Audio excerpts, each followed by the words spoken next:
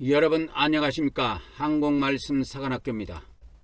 오늘은 한국말씀 사관학교 사관생도 말씀무장 제29회가 되겠습니다. 우리 한국말씀 사관학교는 14만 4천 말씀 사관학교하고 평신도 말씀 사관학교로 분리 운영되고 있으며 지금은 공동으로 말씀을 무장하고 있습니다. 저는 하나님께서 이 마지막 때 말씀의 나트로 사용하시려고 하나님께서 창세전부터 예배해 놓은 자입니다. 반드시 믿으셔야 됩니다. 여러분의 기도와 적극적인 참여를 부탁드립니다. 오늘은 한국말씀 사관학교 사관생도 말씀무장 제29회가 되겠습니다. 성부 하나님, 성자 하나님, 성령 하나님, 오늘 이 시간에도 우리 성삼위 하나님께서 이 말씀을 듣는 모든 자들에게 우리 성부 하나님의 은총과 성자 하나님의 은혜와 성령 하나님의 은사를 풍성하게 부어주셔서 참으로 오늘 말씀을 듣는 자들 중에서 많은 자들이 14만 4천의 반열에 들어올 수 있도록 축복해 주시옵시며, 또한 많은 자들이 알곡 백성의 반열에 들어올 수 있도록 복을 베풀어 주시옵소서. 우리 주 예수 그리스도 이름으로 기도 올려옵나이다. 아멘, 아멘, 아멘. 오늘은 한국말씀 사관학교 사관생도 말씀무장 제29회가 되겠습니다. 29회입니다. 저는 하나님께서 이 마지막 때 말씀의 나트로 사용하시려고 창세전부터 예배해 놓은 자입니다. 여러분들이 이것을 믿어야 돼요. 이걸 내가 강조하는 게 아니고 거짓말로 지어내는 것이 아니에요. 이게 팩트예요, 팩트. 이 마지막 때 하나님께서 저를 말씀의 나트로 사용하시려고 창세전부터 예배해 놨다가 이 마지막 때가 됐기 때문에 이제 이 마지막 때 말씀들을 증언하게 하시는 것입니다. 인류의 마지막이 다 왔어요. 저에 대한 연락처는 카카오톡 리키777입니다. 그래서 사관학교 가입 문의라든지 신비한 꿈을 꾼 것이라든지 이런 것을 보내주실 때는 이 카톡으로 보내주시면 되겠습니다. 제가 이렇게 타이핑을 하면서 말씀을 증언하는데 우리 한국말씀 사관학교 사관생도들에게는 이게 어느 정도 한 권으로 묶어지면은 이 책들을 재본을 해서 제가 택배로 보내드리려고 합니다. 택배비 이런 거는 안 받습니다. 제가 그냥 다 무료로 해드립니다. 자, 오늘 또 어제 이어서 계속 구약의 20명의 선지자들을 총 정리하는 시간을 갖도록 하겠습니다. 오늘이 구약의 선지자들을 총 정리하는 9번째 시간입니다. 구약시대 중에서 분열왕국 때 활동한 선지자가 18명이 있는데 그 중에서 16명이 선지서를 남겼습니다. 그리고 엘리야와 엘리사는 선지서를 남기지 않았습니다. 그리고 이 구약시대 마지막 때 두 선지자가 있는데 그 두 선지자가 사복음서에 기록이 되어 있어요. 여기까지 말씀이 무장이 돼야 구약과 신약, 구약시대와 신약시대 2000년간을 짝으로 풀 수가 있습니다. 보통 우리가 사복음서 하면은 이거 신약성경이구나 이렇게 생각하죠. 신약성경은 맞아. 신약성경은 맞는데 그게 시대는 구약시대 마지막 때에 해당되는 거예요. 왜 이걸 제가 강조한지 아시냐면 이걸 강조하는 이유가 있어요. 신약시대 이제 마지막 때가 됐다는 거예요. 그러면 신약시대 마지막 때에 요한계시록 11장에 보면은 두 선지자 시대가 또 와요. 두 선지자 시대가.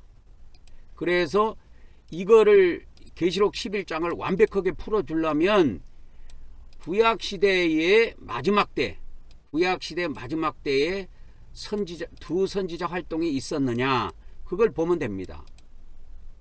그래서 이 두 선지자의 구약시대 마지막 때 두 선지자의 활동이 이 사복음서에 기록이 되어 있는데 이 사복음서에 보면은 누가 나오냐면 그때 당시에 종교 지도자들이 나와요. 종교 지도자들하고 이 두 선지자하고 대결을 합니다. 싸움이 벌어져요. 그래서 그 종교 지도자들과 두 선지자의 전쟁이에요. 전쟁. 그것이 사복음서에 기록되어 있습니다. 여러분이 이제 이 시각을 가지고 오늘부터 사복음서를 읽어보면은 예전에 안 보였던 비밀들이 보일 거야. 보입니다. 막 보이기 시작해요. 그래서 바리새인 서기관들은 막 막 예수님을 막 공격합니다. 그래가지고 예수님이 한 번은 하나님을 아버지라고 그러니까 신성 못하겠다고 말이 뭐가 더 필요 있겠느냐 하면서 막 죽이려고 막 아주 막 작정을 합니다. 그것이 이 사복음서의 내용이에요. 그래서 이런 종교적인 싸움이 이 신약시대 마지막 때도 또 벌어져요. 그러니까 누구와의 싸움이냐? 이 신약시대 마지막 때도 선지자들과 종교 지도자들과의 전쟁이야. 전쟁이 또 벌어진다니까. 이게 전쟁이 또 벌어지는 거야. 이게. 그때 당시는 유대 종교 지도자지만 기독교 종교 지도자들 아니야. 에? 그래서 내가 종교 지도자들을 별로 신뢰를 안 하는 거는 이 구약에 이루어진 사건을 다 알고 있기 때문에 그런 거예요.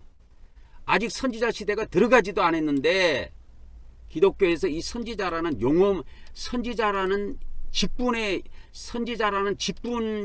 선지자라는 용어만 써도 아마 직분 이름을 목사로 안 쓰고 선지자라는 이름만 써도 이 종교 지도자들이 벌떼처럼 달라들어서 죽이려고 할 거야. 어차피 두 선지자와 14만 4천 명은 이 땅에서 순교해서 죽는 것이 사명이에요. 그게 죽는 것을 두려워할 필요는 없어.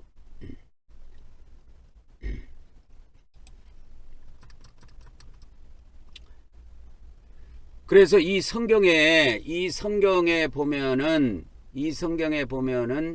그 뭡니까? 이 아모스 선지서 이런 것이 아주 앞에 기록이 되어 있는데 기록 시기가 근데 제가 면밀히 이렇게 다 이렇게 검토한 결과 그것도 그렇지가 않아. 그래서 이 성경에 기록되어 있는 성경 선지서의 연대 기록도 신뢰할 수가 없게 됐습니다. 그래서 구약의 20명의 선지자들을 총 정리해 드리면 선지서를 기록한 사람들, 그러니까 구약에 이렇게 선지서를 기록한 사람들 전부 다 분열 왕국 이후에 활동했는데 16명의 선지자예요. 이것은 이사야부터 말라기까지 17권이 성경에 들어와 있습니다. 에레미야가 2권이기 때문에 17권이 되는 겁니다. 그래서 이사야서부터 말라기까지 17권이에요. 근데 이 2명의 선지자, 분열 왕국 이후에 활동한 2명의 선지자가 있는데 엘리야하고 엘리사야. 그거는 선지서를 기록을 안 해놨어. 그래서 성경에 엘리사서, 엘리야서 그런 것이 없어. 그런 말이 못 들어봤죠. 그래서 이 엘리야 선지자와 엘리사 선지자는 북왕국에서 활동을 했는데 남왕국에서 활동하지 않고 북왕국에서만 활동을 했습니다. 그래갖고 엘리야 선지자는 죽음을 맛보지 않고 천국의 비행체를 타고 올라가 버렸고, 엘리사 선지자는 이 땅에서 한 50년 정도 활동한 걸로 나옵니다. 이 성경에는 뭐 50년 활동했다 이런 게 안 나와요. 그러니까 성경의 기록과 또 그의 여러 가지 그 역사를 갖다가 이렇게 조명해 보면 거의 50년 정도 활동한 걸로 추정이 됩니다. 그러나 이 엘리야 선지자는 그렇게 많이 활동한 것 같지가 않아요. 그냥 북왕국 7대 왕이 아합왕인데 그 7대 왕하고 그 뒤에 8대 왕이 있는데 8대 왕까지 그 기간에 활동한 걸로 이렇게 기록이 됩니다. 근데 이 엘리야 선지자와 엘리사 선지자는 안타깝게도 선지서를 기록을 안 남겨놨어. 그래갖고 이분들이 남겨놓은 활동한 것은 열왕기 하에 이렇게 기록이 되어 있지만 열왕기 열왕기에 기록이 되어 있지만 성경에는 이분들이 남겨놓은 선지서가 없습니다. 그래서 이 엘리야 선지자와 엘리사 선지자가 북왕국에서 활동했는데 이 북왕국에서 그 통치한 왕이 19명이다. 왕들이 총 19명이에요. 그래서 제가 이거를 계속 반복적으로 이야기해 주는 거는 이게 한 번에 숙지가 안 돼요. 그러니까 계속 듣고 또 듣고 또 듣고 하면 계속 돼요. 그래서 비슷한 것 같지만 제가 새로운 것들을 계속 넣어 가지고 알려줍니다.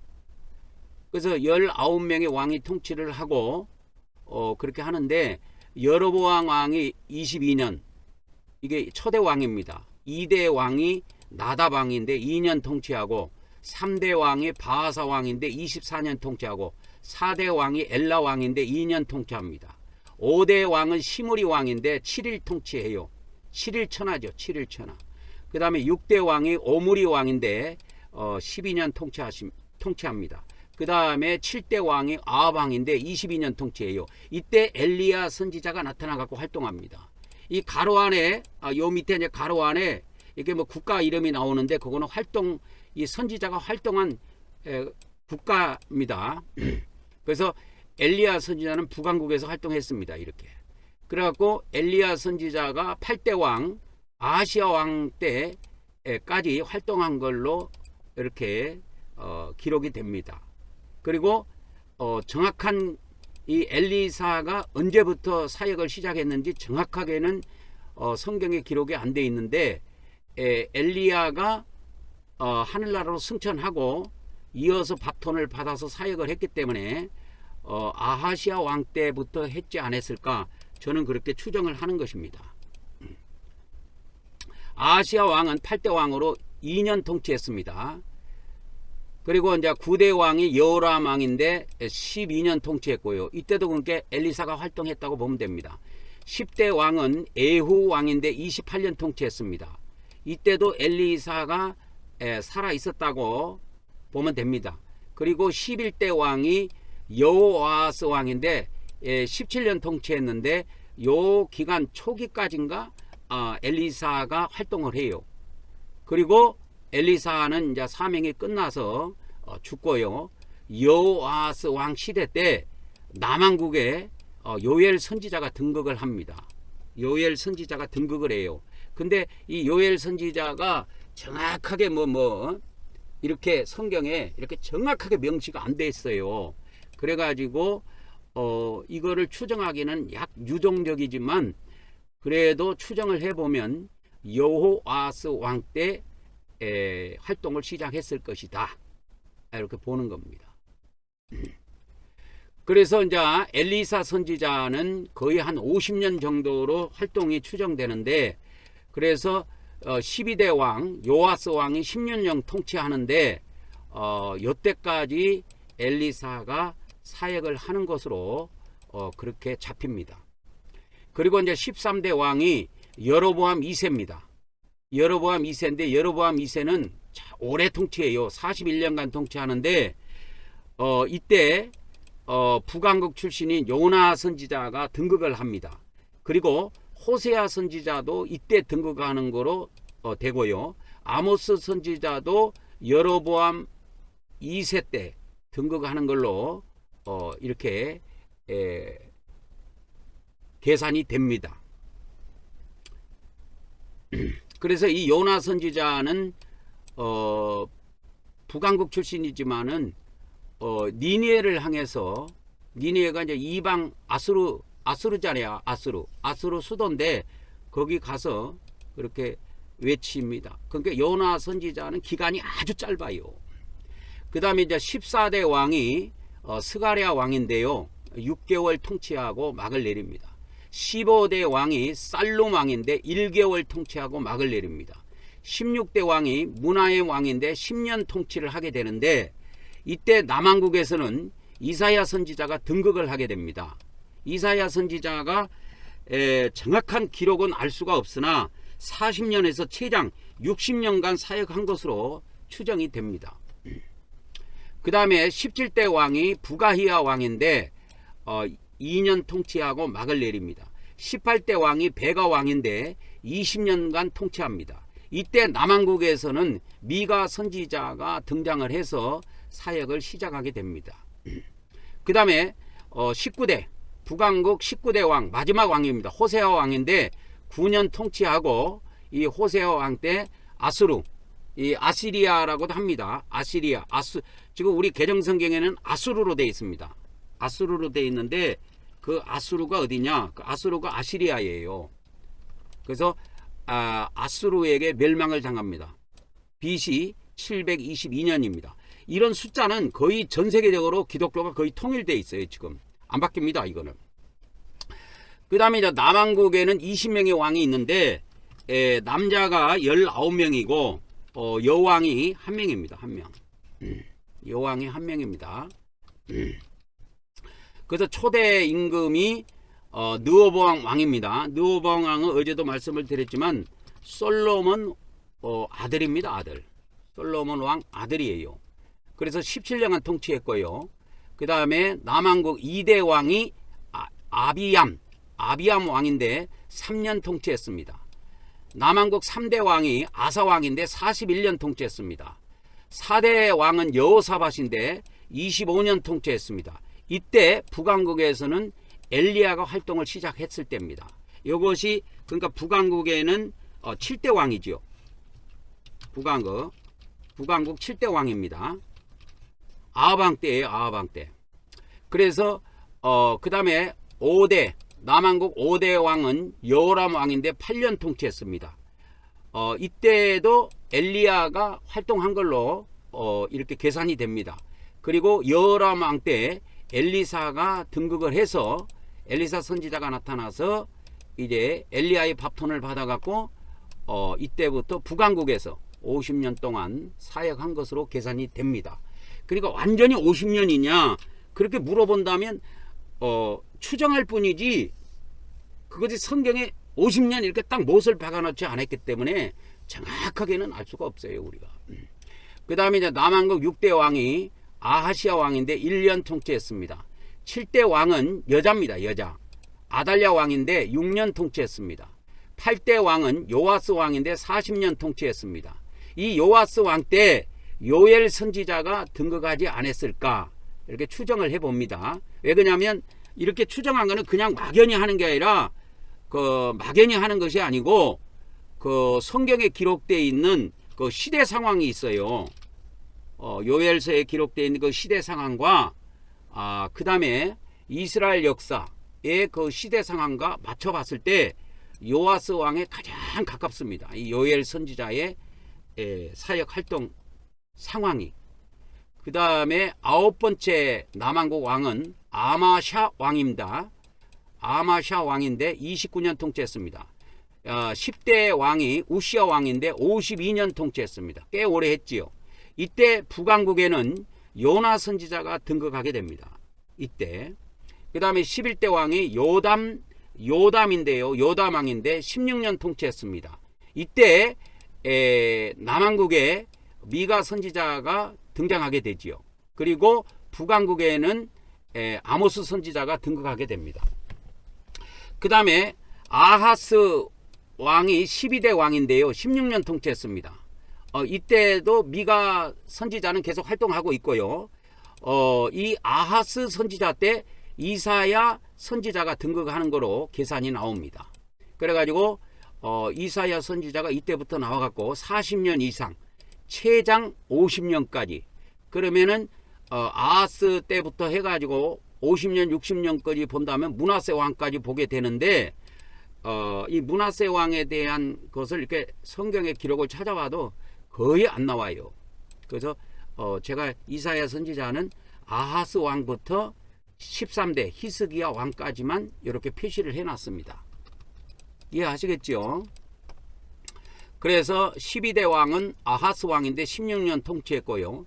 13대 왕은 히스기야 왕인데 29년 통치했습니다. 그 다음에 14대 왕은 므낫세 왕인데 55년 통치했습니다. 이분이 아마 가장 길게 통치했을 거예요. 55년. 그보다 더 긴 거는 없지요. 55년이니까 52년 우시아 왕도 있는데 55년이 더 깁니다. 므낫세 왕이 가장 길게 통치했다. 그 다음에 15대 왕이 아몬 왕인데 2년 통치했습니다. 자, 남왕국 16대 왕은 요시야 왕인데 31년 통치했습니다. 이때 요시야 왕 때 드디어 에레미야가 등장합니다. 이 에레미야가 등장한 건 요시야 왕 때예요. 이게 성경에 정확하게 기록이 나옵니다. 그리고 스바냐 선지자도 이때 등극하는 걸로 계산이 됩니다. 그리고 17대 왕이 여호아하스 왕인데 3개월 통치하고 물러납니다. 3개월 통치합니다. 3개월로 막을 내리고, 이때도 그러니까 에레미야 선지자는 계속 활동을 하고 있는 중이고요. 에레미야 선지자는 시드기야 왕, 마지막 왕의 때까지 유다 왕국이 멸망할 때까지 40년간 사역을 합니다. 에레미야 선지자는. 그래서 16대 요시야 왕 때 에레미야 선지자가 등극을 해서 사역을 시작합니다. 그리고 이 17대 여호아스 왕 때 나훔 선지자가 등장을 해요. 나훔 선지자가 등장합니다. 그래서 나훔서를 기록했죠. 나훔서가 3장으로 기록되어 있는데 이 나훔서에 나온 나훔이 17대 왕으로 계산이 됩니다. 그리고 18대 왕 여호와김 때인데요.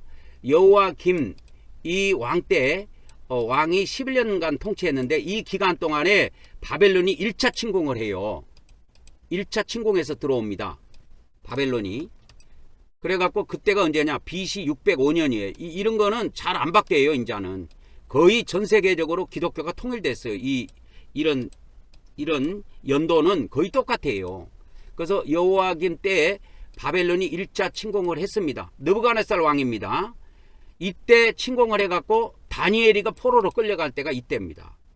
그리고 이 여호와김 때 에레미야 선지자는 계속 활동을 하고 있고요. 하박국이 등장하게 됩니다. 하박국서를 기록했던 하박국 선지자가 드디어 등장을 하게 됩니다. 그래서 제가 여러 자료들을 검색해보고 최종 AI한테도 물어봤어요. 이 하박국 선지자가 어느 왕 때 사역을 시작했느냐, 이걸 물어봤을 때 제가 물어볼 때는 어떻게 물어보냐면 남왕국 18대 왕 여호와김 때 하박국 선지자가 사역을 시작했는가 알려주세요. 이렇게 물어보면 AI가 답을 합니다. 그거에 대한 성경 기절과 뭐 이런 걸 답을 해주는데, 하박국 선지자는 여호와김 때 사역을 시작한 것으로 이렇게 계산이 나왔습니다. 그 다음에 19대 왕이 여호와긴인데요. 이 여호와긴은 3개월밖에 안 돼요. 3개월밖에 안 됩니다. 이 여호와긴이 왕에 올라가 가지고 바벨론 왕한테 반역을 도모한 거야. 예? 반기를 들은 거야. 그러니까 바벨론 군대가 와갖고 아주 그냥 바벨론 군대가 와갖고 이렇게 굉장하게 고통을 많이 당합니다. 그때가 BC 597년이에요. 이때가 2차 침공입니다. 느부갓네살 왕 때입니다. 그래서 구약 성경에 느부갓네살 이걸 치면은 엄청 많이 나와요. 한번 쳐볼까요? 얼마나 나온가? 느부갓네살 이렇게 쳐보면, 느부갓네살 이렇게 쳐보면 엄청 많이 나옵니다. 이렇게 개정 성경에 이렇게 나오죠. 느부갓네살 열왕기하 24장부터 89절이 나와요. 어마어마하게 나오는 거야. 이 느부갓네살 왕이 그만큼 이 성경에 많이 배치가 돼 있다니까. 왜 그냐? 느부갓네살 왕 때 남왕국 유다가 멸망을 했거든. 그래가지고 이때 2차 침공 때 포로들을 잡아갔는데 그때 에스겔이가 끌려갑니다. 에스겔 선지자가. 그래서 에스겔 선지자가 여호와긴 시대 때 포로로 끌려가가지고 분열왕국 때 활동한 것이 아니고 포로로 잡혀가고 거기에서 선지자 활동을 해요. 그 다음에 이제 20대 왕이 시드기야 왕인데 11년 통치합니다. 11년 통치하고 근데 이제 시드기야 왕이 바벨론 왕이 시드기야 왕을 왕으로 앉혀놨어. 그래갖고 잘 있다가 또 바벨론 왕한테 달라든 거야. 그러니까 바벨론 왕이 3차로 2차가 아니고 3차로 군대를 보내갖고 느부갓네살 왕이 또 이렇게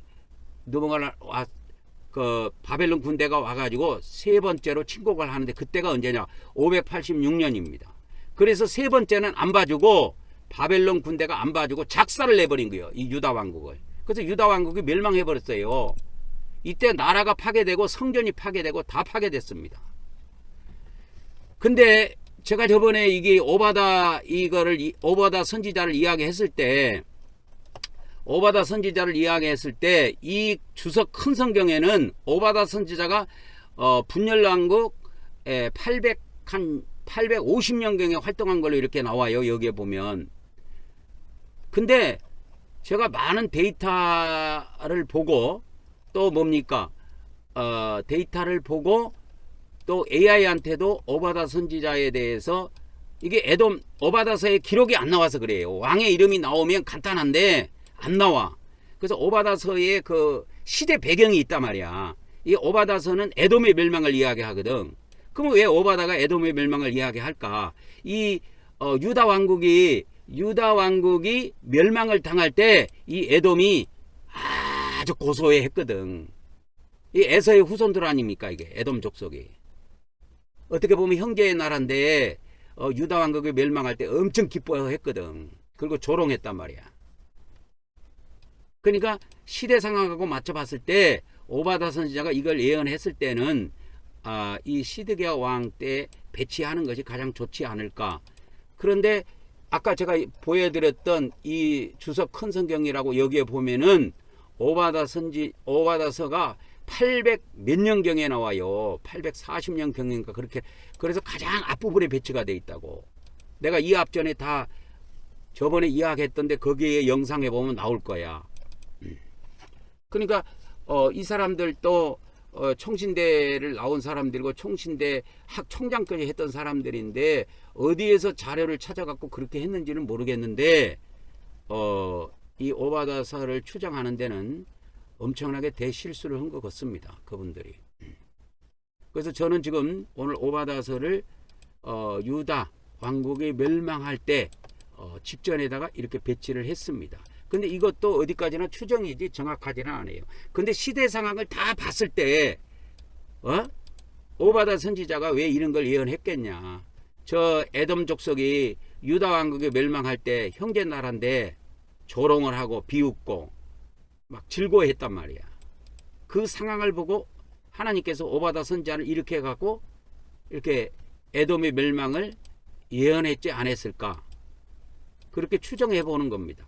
그러니까 시대 상황하고 비춰봤을 때 이게 가장 시대 상황하고 맞아요. 그래서 이제 이 유다 왕국이 남유다 왕국이 586년에 멸망을 합니다. 멸망을 해요. 유다 왕국이 멸망을 합니다. 근데 여러분들이 꼭 기억해야 될 것이 있어. 유다 왕국이 586년에 멸망을 하지만 유다 왕국의 백성들이 포로가 되는 거는 한참 앞이야. 605년부터야. BC. 그러면 이거 한번 계산해 갖고 한번 빼봅시다. 605에서 586년을 한번 빼보면 19년. 그러니까 멸망은 19년 후에 멸망이 되고 포로는 멸망 19년 전부터 포로를 끌고 갔다 이 말이야. 포로를 끌고 갔다 이 말이야. 이걸 잘 알아야 됩니다. 멸망 19년 전부터 포로는, 그러니까 BC 605년부터 이런 수치는 이제 안 바뀌어요. 이거는 전 세계 거의 기독교가 통일됐어요. 분열왕국부터는 거의 통일됐습니다. 그래서 BC 605년, 그러니까 멸망하기 19년 전부터 포로는 끌려갔고, 그래서 포로가 세 차례 끌려갑니다. 바벨론이 3번 침공했다 그랬죠. 그죠? 3번 침공했잖아. 3번. 605년, 그 다음에 언제야? 그 다음에 597년, 그 다음에 586년, 이렇게 세 차례 끌려갔다 이 말이요. 그러니까 이때 완전 망한 겁니다. 그러니까 유다 왕국의 멸망과 포로가 끌려간 거는 달라. 포로는 세 차례 끌려갔고 망한 거는 한 번만 망한 거야. 한 번에 쫄딱 망했어. 그래서 유다 왕국이 이렇게 된 겁니다. 그래서 유다 왕국이 멸망하고 그 멸망했으면 어느 나라로 포함됐어? 유다 왕국이 바벨론 제국으로 들어간 거예요. 바벨론 제국에. 이것을 세계사에서 찾아보려면 신바벨론 제국을 쳐야 나옵니다. 이게 세계사에서 여러분 찾아보려면 세계사가 있고 국사가 있잖아. 역사가. 우리나라 역사를 국사라 그러고 세계 역사를 세계사라 그러는데 여러분들이 이제 그 유튜브나 인터넷에서 세계사를 검색해 갖고 이 성경에 나와 있는 바벨론 제국 느부갓네살 왕이 통치한 이 바벨론 제국을 검색해 보려면 신바벨로니아 제국이라고 쳐야 돼요. 이걸 내가 알려드리는 겁니다. 신바벨로니아 제국으로 쳐야 돼요. 그리고 성경에 나와 있는 아까 느부갓네살 왕이라고 그래가지고 89절이 성경에 나오는데 89절이 성경에 나오는데 이 느부갓네살 왕은 세계사에서 이게 느부갓네살 2세입니다. 2세. 1세가 아니고 1세가 있고 2세가 있는데 2세를 이야기하는 거예요. 성경에는 2세 이런 게 안 나와. 그냥 느부갓네살 이렇게만 나와. 근데 신바벨론 제국에서 느부갓네살 왕이 통치한 그 성경에 나오는 사람은 느부갓네살 2세다. 그러면 이분이 언제부터 언제 통치했느냐? 605년부터. 605년이 뭐요? 605년이 뭐요? 유다 왕국을 처음 침공했던 해예요. 605년이. 그래갖고 562년까지 통치합니다. 뭐 이리저리 보면 한 40년 통치하지요. 그죠? 한번 계산을 해봅시다. 40년인가 뭐 얼마인가 정확하게 하려면 자 605 빼기 562 그게 43년이네. 예, 여기다가 적어 드릴게요. 43년 통치했습니다. 그리고 사람이니까 죽어. 안 죽은 사람이 없어. 그래서 이 사람이 562년까지 통치하고 526년에 BC 562년에 성경에도 나옵니다. 에윌 무로닥이라고 나와요. 한번 검색해 볼게요. 이렇게 검색해 볼게요. 구약 성경에 나오는지. 이게 나오죠. 열왕기하 25장부터 나오죠. 딱 2절 나옵니다. 2절. 에레미야 52장에 한번 나오고 열왕기하 25장. 열왕기하가 25장으로 끝나거든요. 요게 에월 무로닥 해갖고 한번 나와요. 이 사람이 BC 562년에서 560년까지 통치합니다. 그리고 560년에서 556년까지 누군가가 통치를 했는데 이게 세계사에서도 모르고 이게 성경에도 이름이 안 나와. 이게 누군지를 몰라. 신바벨론 제국주의에 이걸 쳐봐도 이게 누군지를 잘 모르겠더라고. 이게 검색이 잘 안 됩니다. 그런데 그 다음 사람은 나와요. BC 556년에서 539년까지 통치한 사람이 있는데 나보니두스라는 왕이 나와요. 나보니두스. 이 시대가 옵니다. 이 왕 때 나보니두스 왕 때 BC 539년에 바벨론이 멸망해요. 어제 시편 137편에 그 바벨론으로 끌려갔던 유대인들이 바벨론을 저주하는 내용이 시편 137편에 나와 있는데 그 저주를 받고 죽어버렸어. 멸망해버렸어. 바벨론이. BC 539년에. 누구한테 멸망했느냐? 성경에는 보면 바사국이라고 나옵니다. 이 바사라고 번역하면 안 되고 지금은 전 세계가 하나 됐단 말이야. 바사하면 외국 사람들이 몰라. 페르시아라고 그래야 알지. 페르시아 제국에 고레스 왕이 있어. 이게 우리 개정성경에는 고레스고 이 고레스를 이렇게 치면 안 돼. 세계사에서는 키루스 대제로 나와요. 키루스 대제로 나올 거야 아마. 키루스 2세입니다. 이분이. 키루스 2세예요. 성경에는 고레스로 번역이 되어 있고 세계사에서는 키루스 2세로 나옵니다. 그분이. 그래서 이분이 이 바벨론 제국을 멸망시키고 이제 페르시아 제국을 강성하게 이렇게 만듭니다. 그래서 고레스 왕 때 칙령이 내려져 가지고 이스라엘이 귀환을 해요.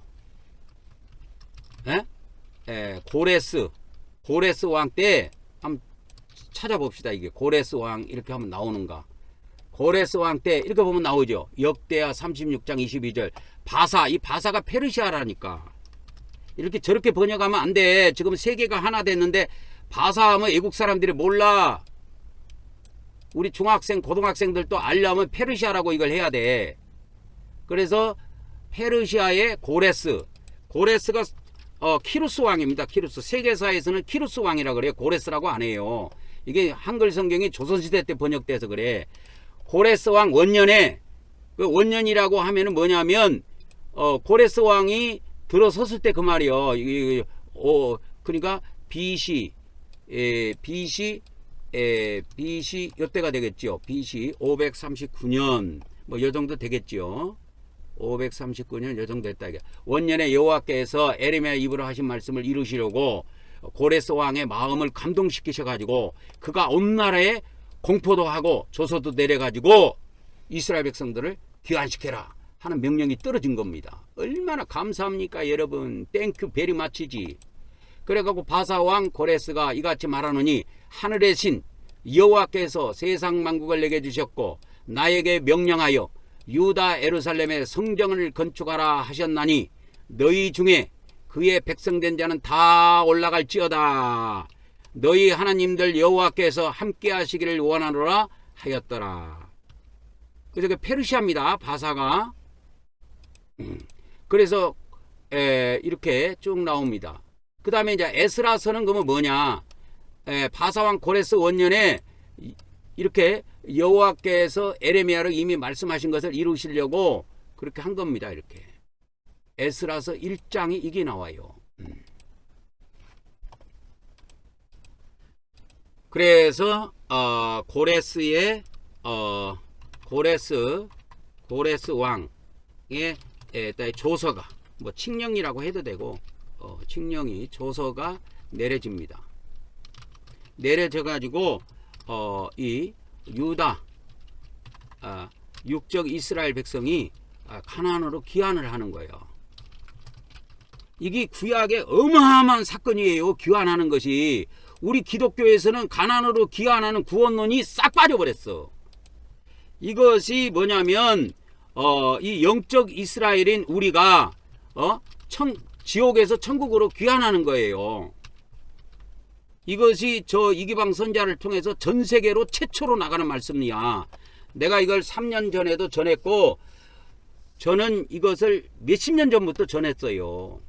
전해왔는데 유튜브에 제가 이렇게 공개한 거는 10년 전부터 이렇게 공개를 좀 했고 이제 자세히 좀 공개한 거 3년 전부터 했고 올해부터는 본격적으로 공개한 거예요. 전 세계에. 여러분 성경을 많이 읽었다고 해서 이걸 알 수 있는 게 아니에요. 이게 만일에 성경을 많이 읽은 사람이 이걸 알 수 있다면 육적 이스라엘이 가나안으로 귀환한 것은 영적 이스라엘 백성이 지옥에서 천국으로 귀환하는 것이다. 이걸 성경을 많이 읽은 사람이 알 수 있었다면 나보다 성경을 많이 읽은 사람이 대한민국에 세이버렸을 것인데 그 사람들이 알았겠지. 근데 성경을 많이 읽는다고 하나님이 알려주시는 게 아니야. 이거는 하나님이 사명자에게만 알려주시는 거야. 나는 하나님께서 뭐라고 그랬어? 예? 하나님께서 나를 이 마지막 때 쓰시려고 말씀에 나토록 쓰시려고 창세전에 예배해 놨다고 그랬잖아요. 그렇기 때문에 이런 것을 성령님이 다 해석을 해 주시는 거야. 그래서 제가 이야기하는 거는 저의 지식에서 나온 것이 아니고 성령님의 가르침이라는 걸 잘 유념해야 됩니다. 그래서 제가 구약시대와 신약시대는 완전히 짝으로 풀린다. 구약시대와 신약시대는 완전히 짝으로 풀린다. 구약시대가 2000년으로 끝났고 구약시대가 2000년으로 이미 끝났어요. 과거 사건이에요. 그 다음에 신약시대도 2000년으로 끝납니다. 그러면 신약시대가 2000년으로 끝난다는 것은 미래의 사건이지요. 그러면 이걸 어떻게 알아낼 수가 있냐면 공평하신 하나님의 역사예요. 여러분 뭐 송명이가 공평하신 하나님 해가지고 그 뭐 시를 쓴 거 있지요. 공평하신 하나님이 나는 재물도 없고 건강도 안 주셨고 했지만 하나님께서 나에게 다른 사람이 듣지 못한 거 듣게 했고 다른 사람이 보지 못한 걸 보게 했다는 거예요. 이 공평하신 하나님은 저에게도 마찬가지예요. 저에게도 물질은 안 주셨지만 말씀의 비밀은 다 알려주셨어요. 말씀의 비밀. 그래서 구약시대 2000년은 과거 사건으로 끝났고 신약시대 사건이 아직 종지부가 안 찍어졌는데 이 미래에 이것도 반드시 구약시대처럼 종말이 온다. 신약시대도. 신약시대가 영원히 가는 게 아니에요. 신약시대가 영원히 간다는 말은 교회 시대가 영원히 간다는 말하고 똑같아. 목사제도가 영원히 간다는 말하고 똑같아. 근데 그런 일은 없어 성경에. 목사제도도 끝이 있고 교회 제도도 끝이 있어요. 다 끝나요. 그래서 천년시대에는 완전히 다른 세상에 온다니까. 그래서 공평하신 하나님이 뭐예요? 구약시대도 2000년. 공평하신 하나님이. 그 다음에 공평하신 하나님이 신약시대도 뭐예요? 2000년. 그래서 아직 신약시대는 미래가 좀 남았어. 이미 2000년이 AD 30년부터 시작하면 2030년이면 교회 신약시대는 아구까지 꽉 차요. 그때부터는 하나님께서 이 요한계시록의 말씀을 이루시면서 이 지구를 종말시대로 이끌어 간다고 해도 누구 하나 거기에 대해서 항의를 할 수 있는 것이 아니야. 그래서 공평하신 하나님이 그렇게 역사하신다. 그래서 구약시대 2000년의 사건들은 성경에 다 기록돼서 우리가 알고 있어요. 그러면 구약시대 2000년이 어디부터 어디까지 기록되어 있느냐? 아브라함이 선택받은 것이 창세기 12장에 나오는데 아브라함이 선택받은 것부터 시작해갖고 사복음서도 성경은 신약성경이지만 구약시대 안에 들어가요. 여러분 이걸 잘 아셔야 됩니다. 그래서 세례 요한이 구약시대 사람이기 때문에 세례 요한이 할례를 받아요. 이게 누가복음 1장에 나온다니까. 그 다음에 예수님도 구약시대 사람이기 때문에 할례를 받습니다. 이게 누가복음 2장에 나와요. 예수님이 할례 받는 것이. 세례 요한이 할례 받는 것은 누가복음 1장에 나오고. 누가복음 한번 읽어봐. 1장 2장 얼마 안 걸리니까. 그래서 그렇게 해가지고 이제 30세에 이제 사역에 들어간다 이 말이요. 30세에는 제사장들이 사역하는 적이에요. 그게 율법에 정해져 있기 때문에 그런 거예요. 아무 때나 사역을 못해. 율법에서 하나님의 일을 할 수 있는 것이 30세부터야. 율법에 그렇게 정해져 있어. 그래서 구약의 율법을 따라서 예수님이 사역을 시작한 거야. 그래서 예수님이 하나님의 아들이시고 또 하나님이시지만 이 땅에 사람으로 태어나셔가지고 그분이 아무 때나 말씀을 전한 것이 아니요. 30대까지는 입 딱 닫고 있다가 30대가 되니까 입을 열으셔가지고 말씀을 선포하신 거야. 그래서 이 예수님과 세례요한은 구약시대 마지막 선지자입니다. 두 선지자예요. 이 비밀을 알아야 구약시대 2000년을 가지고 신약시대 2000년을 풀어낼 수가 있어요. 그래서 세례요한 그죠? 세례요한과 예수님이 뭐냐? 두 선지자다 이 말이야. 두 선지자예요. 왜 그러면 제가 이걸 강조하느냐? 신약시대 끝에도 두 선지자 시대가 있어요. 이거를 알려주기 위해서 그러는 거야. 기독교에서는 이런 걸 까마득히 몰라. 그러니까 이거 이기방 선지자라 그러니까 이거 무슨 선지자가 있냐고 코방귀 끼는 거야. 기독교 목사들이. 그런 것을 알려주기 위해서 구약과 신약을 짝으로 내가 풀어주는 거야. 이건 내 머리에서 나오는 것이 아니고 성령님이 이렇게 저에게 가르침을 주셨어요. 그래서 신약시대 끝에도 두 선지자가 나온다. 그러면 신약시대 그 두 선지자는 어디에 기록이 되어 있습니까? 계시록 11장에 나와. 두 선지자라고. 그래서 두 선지자 치면 딱 나오는 거야. 이게 두 선지자. 이게 나오잖아. 두 선지자 이렇게 딱 나오잖아. 계시록 11장 10절에 여기 딱 나온다 이 말이야. 그래서 이 두 선지자가 땅에 있는 자들을 괴롭게 한 고로 땅에 사는 자들이, 이 지구에 사는 자들이 그들의 죽음을 보고 즐거워하고 기뻐하여. 이게 기뻐해. 그러니까 아까 에돔이 유다 왕국이 멸망했을 때 기뻐하고 즐거워한다 그랬지. 그래갖고 나중에 에돔도 죽었잖아요. 에돔도 멸망했잖아요. 얘들 이 땅에 있는 자들도 다 죽어요. 14만 4천 명이. 그래서 이 계시록 11장은 뭐냐면 두 선지자만 해당되는 것이 아니고 두 선지자가 인도하는 14만 4천 명과 함께 지금 사역을 하는 거예요. 그래서 이걸 두 선지자 단체예요. 한 단체를 이루는 겁니다. 이 상황은. 그래서 초기에는 두 선지자가 각각 사역을 하게 시작에 들어가지만 이것이 시간이 점점 가면 14만 4천이 계속 불어나요. 숫자가 불어난다고 그래갖고 나중에 어느 단계까지 가면 14만 4천이 넘쳐. 막 20만 30만 막 100만도 돼. 근데 하나님은 거기에서 14만 4천만 뽑아 쓰셔. 우리 기독교에서는 전부 다 이런 것을 막 비유풀이 해가지고 말이야. 뭐 12 곱하기 12 곱하기 1000이다. 12는 완전수고 완전수 곱하기 완전수의 1000이다. 해가지고 뭐 구원받은 사람들의 총순위 뭐 어쩌니 뭐 그런 쓸데없는 소리 하지 마. 이게 실제 숫자야. 요한계시록 숫자는 단 하나도 건들면 안 돼요. 1000년도 건들면 안 되고 14만 4천도 건들면 안 돼요. 요한계시록에 있는 숫자는 단 하나도 건들면 안 됩니다. 그래서 이제 구약의 이 분열왕국 이후에 활동한 선지자들이 18명이 나오는데 그 중에 16명의 선지자는 선지서를 남겼고 그 다음에 2명의 선지자 엘리야하고 엘리사는 선지서를 안 남겼습니다. 근데 구약시대 마지막이 언제라 그랬어? 두 선지자가 나오는 때라 그랬잖아. 두 선지자. 에? 두 선지자가 나오는 때라 그랬잖아. 두 선지자. 그것이 어디냐면 2명이 누구냐? 세례요한과 예수님. 그래서 이런 말씀은 전세계 어느 신학에도 안 나옵니다. 우리 한국말씀사관학교에서 이 사관생도들만 이렇게 무장하게 돼 있어요. 왜 이걸 강조하느냐? 선지자 시대가 도래한다 이거요. 즉 기독교에서는 목사 이것만 들어봤어. 그리고 천주교인들은 신부님 사제님 이런 것만 들어봤다고. 근데 여러분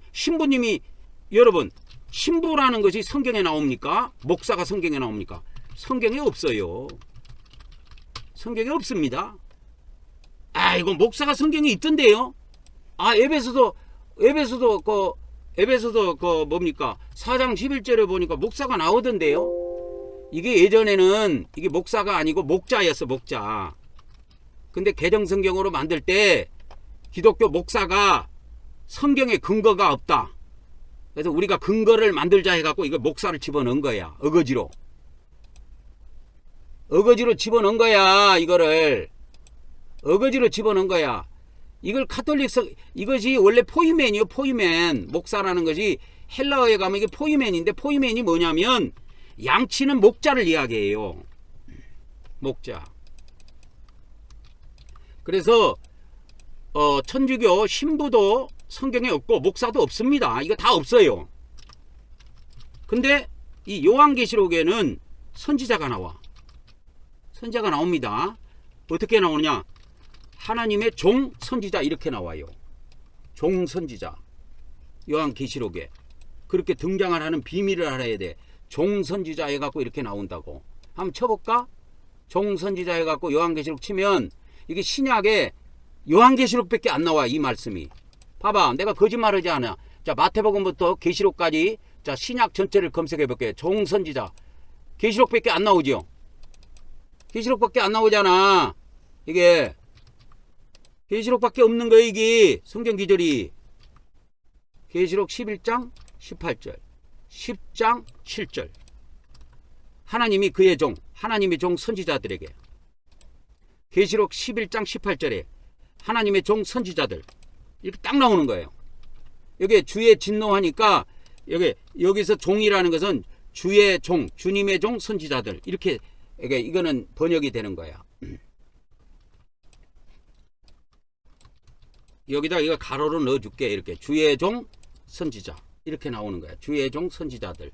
여기는 뭐야? 그 하나님의 그의 종 하면 하나님의 종 선지자들 이렇게 나오는 거예요. 그래서 이게 신약에 어디에도 안 나와. 이 종 선지자라는 것이 하나님의 종 선지자들. 하나님의 종 선지자들은 요한 계시록에만 나온다 이 말이야. 요한 계시록만 나옵니다. 왜 그렇겠어요?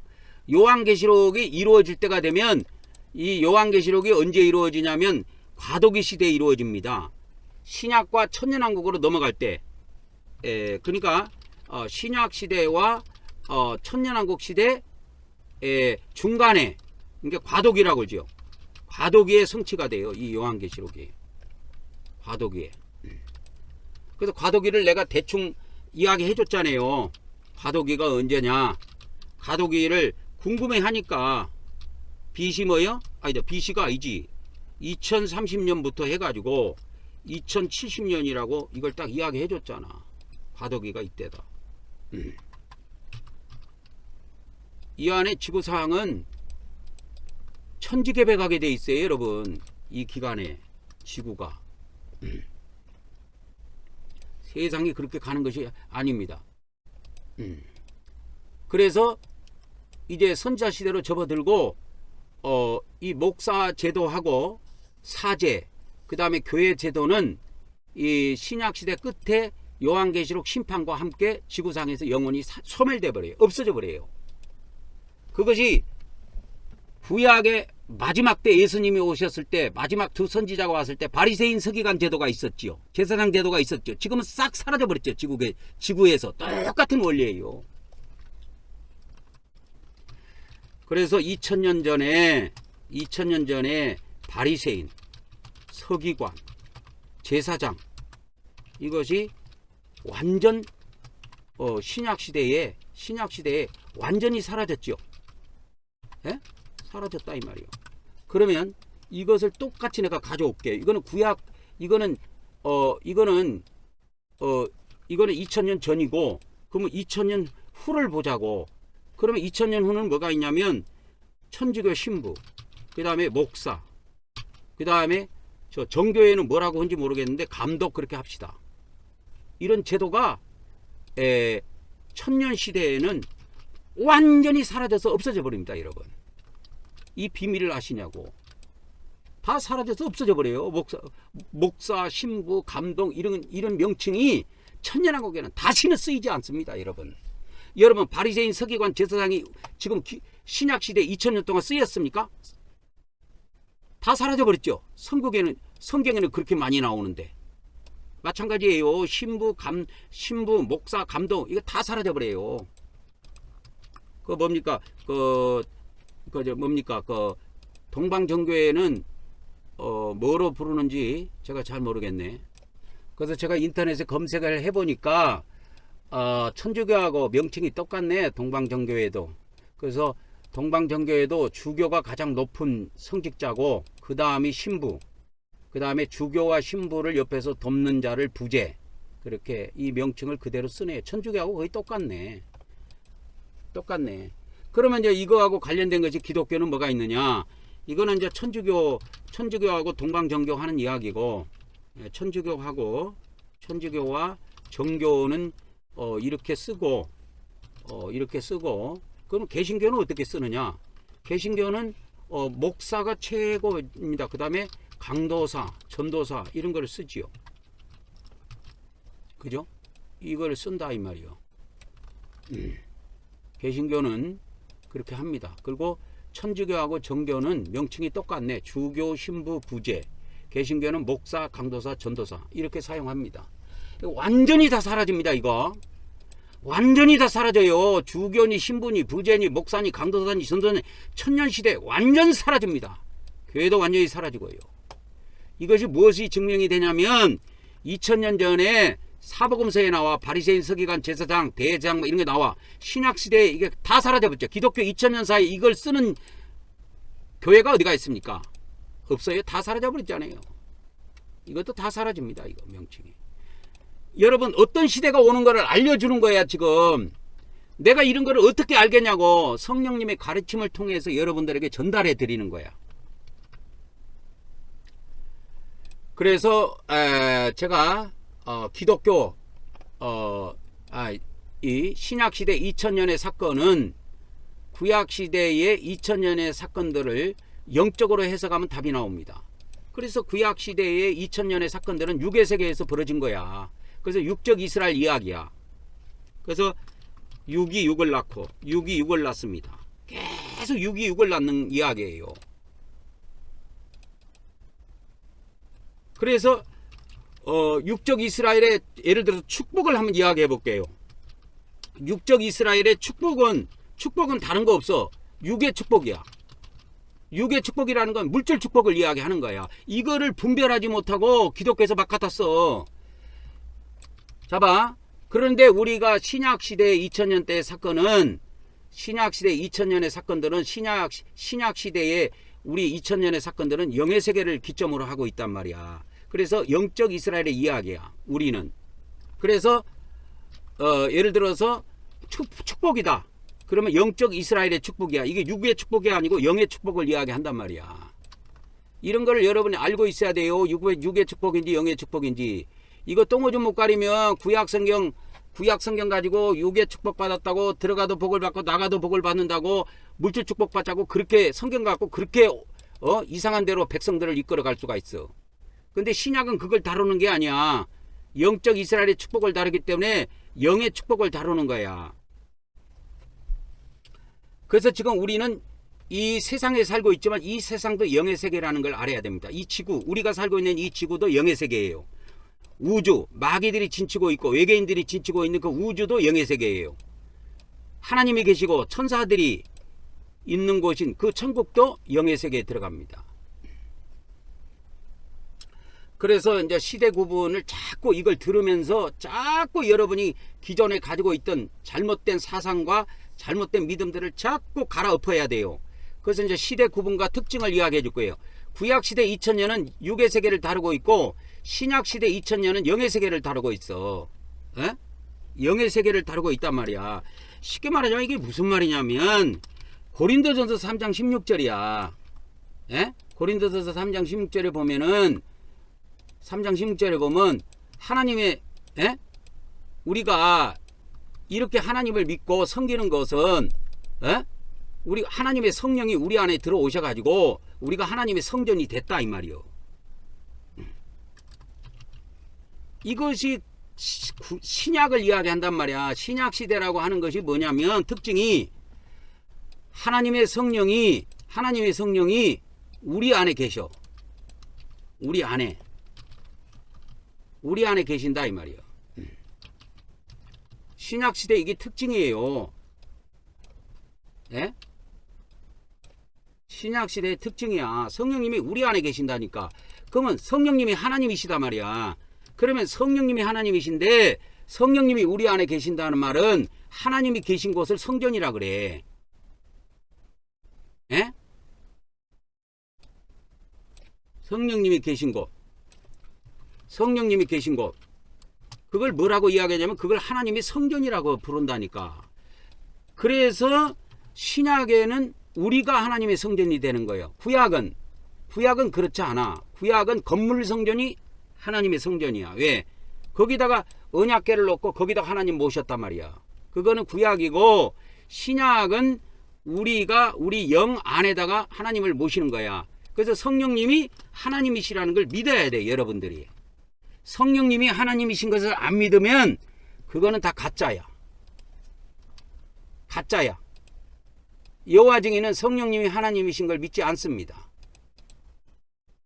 성령님이 우리 안에 계신다는 것은 하나님이 계신 거야. 우리 안에. 그 하나님이 계신 것을 구약이든 신약이든 성전이라고 그래. 자, 뭐라고 이야기한다고? 자, 구약이든 시장이든 하나님이 계신 곳. 하나님이 계신 곳을 뭐라고 그런다? 하나님의 성전이라고 한다. 하나님이 계신 곳을 하나님의 성전이라고 한다. 그러면 구약시대에는 성전, 성막이라고 있죠. 성막이라고 하는 그 성전에다가 성막에 어디냐면 지성소에 하나님이 계셨어. 계신 곳이야. 지성소에 계셨다 이 말이야. 그러면 신약에 옵니다. 그러면 신약에 오면은 이 신약은 뭐냐? 성조의 지성소에 계신다 이 말이야. 그럼 이 지성소가 뭐냐? 우리 영이야. 이거를 헬라어로 푸뉴마라 그럴게. 푸뉴마. 우리 푸뉴마 안에 성령님이 계시는 거야. 영이. 우리 영 안에 영이 계시는 거야. 하나님의 영이. 그래서 우리가 성전이라니까 신약에는 그러면 성전도 지성소가 있고 성소가 있고 바깥들이 있는데 이 성전의 영이 지성소에 해당된단 말이야. 그래서 이 지성소는 영적 지성소인데 영적 지성소가 뭡니까? 그것이 영이야. 영적 지성소에 신약에는 영적 지성소에 계십니다. 하나님이. 그럼 영적 지성소가 뭡니까? 예? 거듭난 영이야. 거듭난 영. 이 푸뉴마 안에만 하나님이 계셔.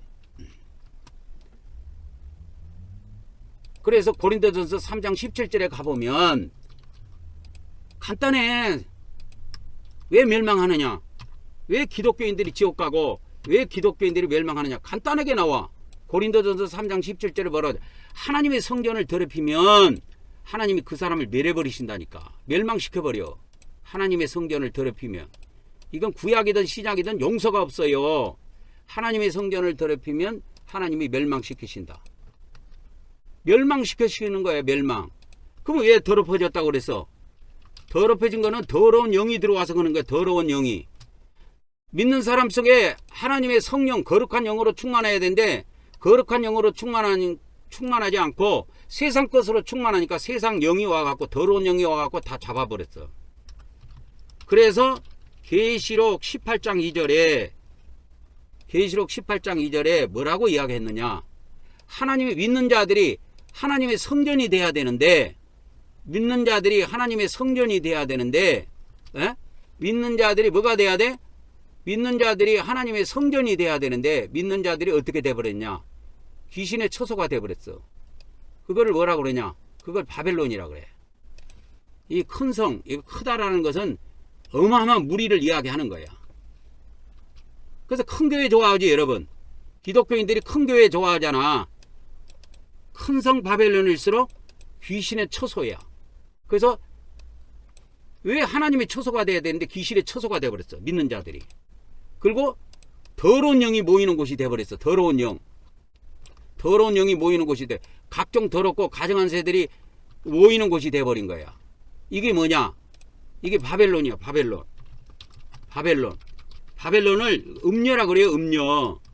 이게 누구를 말하냐면 믿는 자들을 말해. 이 바벨론은 믿는 자들을 말하는데 믿는 자들이 원래는 뭐가 돼야 돼?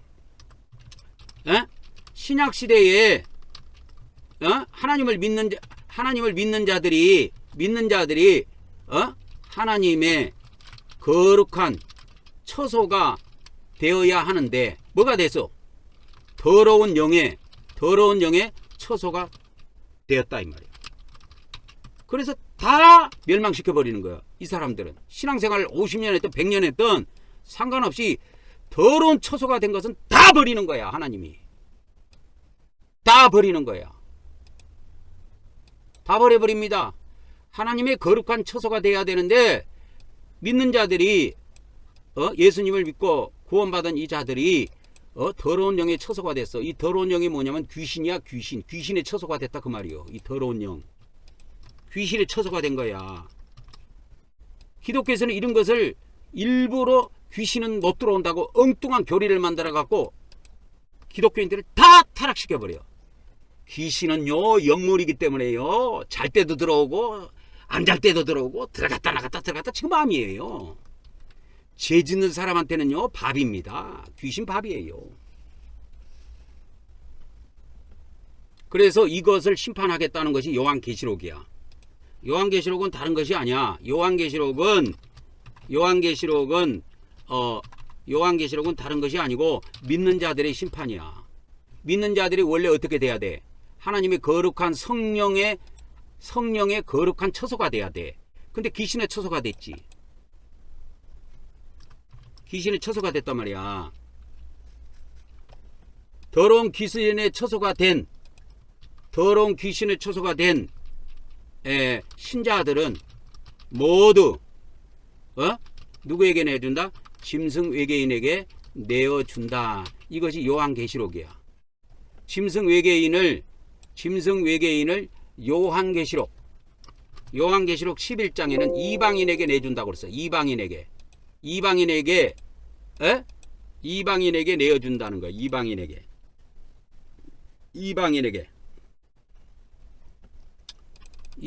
내어줍니다. 이 이방인이 뭔지 아세요? 이 땅에 있는 존재들이 아니고 외계에서 온 존재를 말하는 거야. 이방인. 이게 짐승 외계인들이야. 짐승 외계인들한테 다 내줘버립니다. 그래갖고 짐승 외계인들이 이 거룩한 성을 원래는 거룩한 성이 돼야 되는데 거룩한 성이 아니고 더러운 성이 돼갖고 42달 동안 짓밟아버려요. 이 42달이 뭐냐? 이 42달이 후 3년 반이야. 예? 짐승 외계인들의 통치 시대야. 짐승 외계인들의 통치 시대라 이 말이요. 짐승 외계인들의 통치 시대다. 이런 시대가 오는 거예요. 그래서 여러분 시대 구분과 특징을 다시 한번 말씀드리면 이렇게 정리할 수가 있어. 하나로 내가 보여드릴게. 구약시대 2000년은 이미 끝났어. 이건 육이야. 육의 세계를 다루고 있어. 그래서 축복도 육적으로 받는 거고 저주도 육적으로 받는 거고 그렇게 돼 있어. 그래서 이때는 영이 거듭나고 이런 거 없어. 그냥 육이 육을 나면은 그건 다 하나님 백성이야. 아브라함의 후손이면은 다 하나님의 백성이 되는 거야. 그러면 이 구약시대에도 구약시대는 육의 세계를 다루고 있지만 신약시대는 영의 세계를 다루고 있다 이 말이요. 그래서 구약시대에도 은혜 언약이 있습니다. 이게 창세기예요. 그러면 구약시대에 공의 언약이 있어. 이게 출애굽부터 신명기까지야. 그리고 예언서 17권이 여기에 해당이 돼요. 공의 언약에 들어가요. 그러면 똑같이 신약에는 은혜 언약이 없느냐? 신약의 은혜 언약이 요한복음이야. 그리고 신약에 공의 언약이 있습니다. 이게 공간복음이야. 근데 공간복음은 예수님이 이 땅에 지구에 있을 때 주신 말씀이고 요한계시록은 천국 가서 주신 말씀이야. 사도 요한에게. 그래서 이 계시록은 신약 구약의 예언서하고 같이 풀어야 돼. 이거 요한계시록은 단독으로 풀면 안 돼요. 구약의 예언서 17권하고 요한계시록을 짝으로 풀면 그냥 다 풀려요. 육적인 것을 뭐요? 영적으로 바꾸면 다 풀리는 거야. 그냥. 그리고 이 출애굽부터 신명기는 뭐하고 관련돼 있어? 공간복음하고 관련돼 있는 거야. 그래서 이 요한복음은 은혜로 구원받는 거야. 은혜로 구원받고 영생하는 겁니다. 근데 이 공의언약은 달라. 공의언약 안에 마태복음, 마가복음, 누가복음 안에 이게 천국과 지옥이 나와. 여기에. 그래서 이거를 예수님께서는 구분시켜주기 위해서 마태복음에는 천국이라는 단어가 마태복음밖에 안 나옵니다. 그러면 이것이 마가복음에 가고 누가복음에 갔을 때는 어떻게 나오느냐? 그러면 마가복음에는 하나님 나라하고 지옥이 같이 나와. 이 마가복음에. 그러면 누가복음에도 이렇게 나와. 하나님의 나라와 지옥. 이렇게 배치가 돼 있어. 그래서 성경에 나오는 이 지옥이라고 하는 거는 성경에서 나오는 이 지옥이라고 하는 거는 그래서 우리 이 믿는 자하고만 관련되어 있는 겁니다. 원래는 그 하나님 나라에 들어가야 되는데 못 들어가고 지옥에 떨어진 거예요. 못 들어가고 지옥에 떨어진 겁니다. 그래서 마태복음, 마가복음, 누가복음 이렇게 되어 있다 이 말이에요. 그래서 다시 시대 구분을 가봅시다. 시대 구분의 과거, 현재, 미래를 보면 구약 시대는 이미 2000년이 다 지나가서 과거 것들이 됐어. 과거의 것들이야. 돌이킬 수가 없어. 신약은 이미 2000년이 거의 다 찼고 이미 지나갔죠. 과거의 것도 있지만 신약은 이제 요한계시록은 미래의 것이야. 미래에 일어날 사건이야. 이 계시록은 미래에 일어날 거예요. 미래. 그래서 천년왕국에서 신약 시대에서 천년왕국 시대로 넘어가는 과도기에 성취되는 말씀이 뭐냐? 그것이 요한계시록이다 이 말이요. 요한계시록은 다른 거 아니에요. 요한계시록이라고 하는 거는 신약 시대에서 천년왕국 시대로 넘어가는 과도기에 성취되는 말씀이야. 과도기에.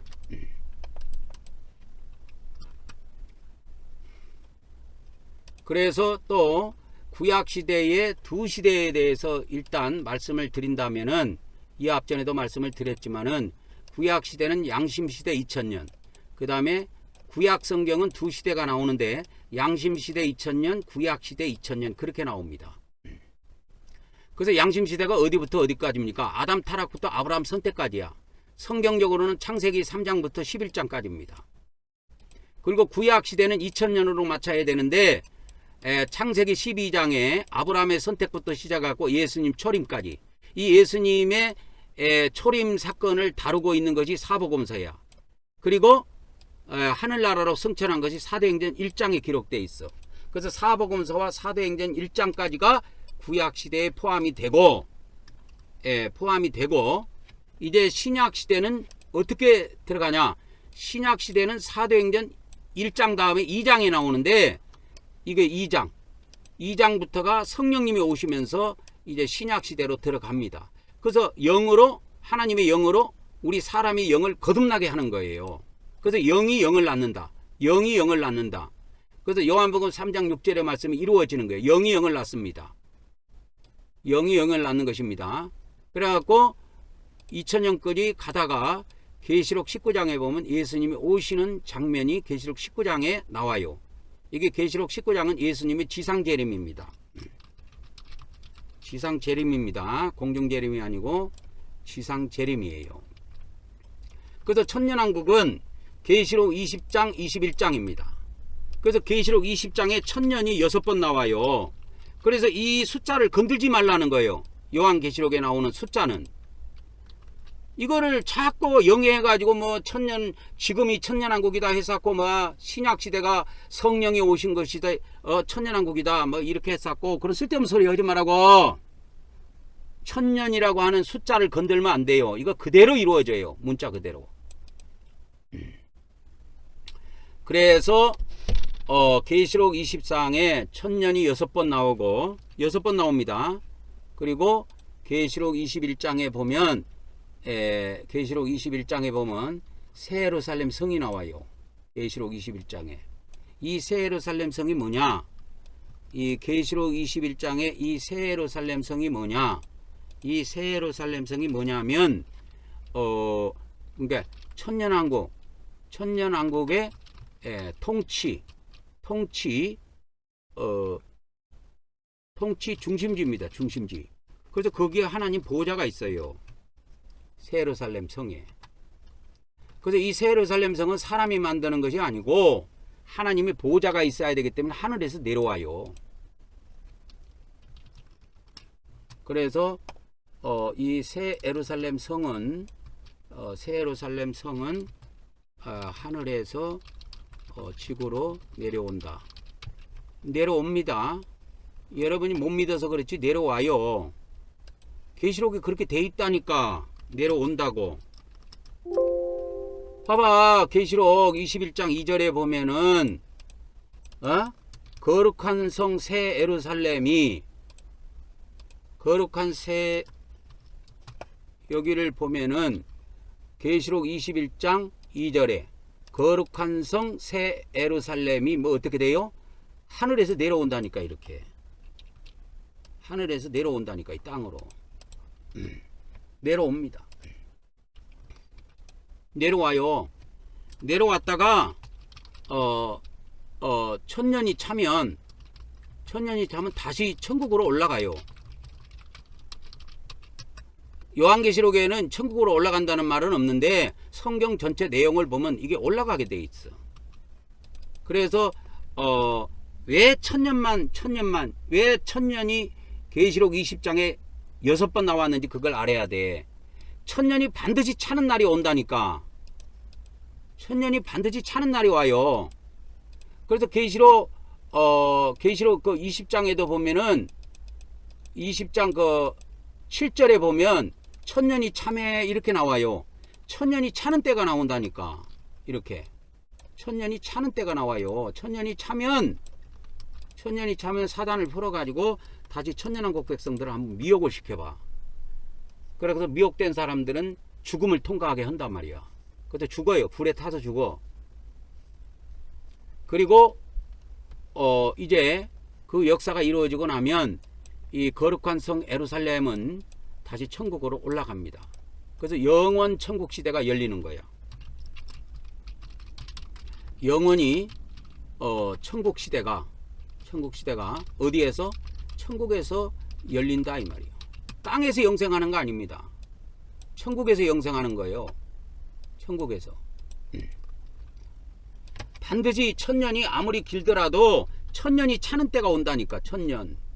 그래서 요한계시록 20장에 천년이 6번 나오는 거는 이거를 사도 요한이 강조한 거야. 왜? 천년이 반드시 차는 때가 온다. 이게 영원히 가는 게 아니라 이 말이야. 찬다 이 말이야. 차면 이 새 예루살렘 성은 다시 천국으로 올라가요. 다시 올라간다니까. 새 예루살렘 성은.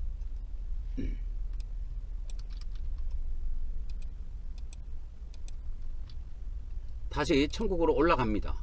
그래서 천국에서 영원히 통치하는 시대가 온다 이 말이야. 그래서 오늘은